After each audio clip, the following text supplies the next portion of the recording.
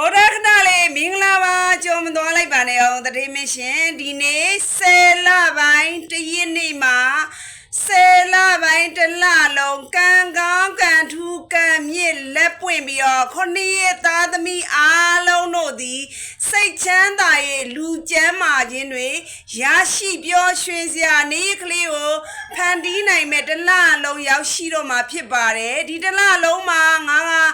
တလလုံးဝင်ငွေတွေတိုးတက်မယ်တလလုံးလုပ်ငန်းတွေလည်းအဆင်ပြေမယ်တလလုံးပျော်ရွှင်စိတ်ချမ်းသာရမယ်လို့မိမိယုံကြည်လက်ခံနေဆိုလို့ရှိရင်ဒီနေ့10လပိုင်းတရက်နေ့မှာ10နာရီနဲ့10မိနစ်လို့မန်လေးရဲ့အောက်မှာမန်းငယ်ပြီးတော့မှ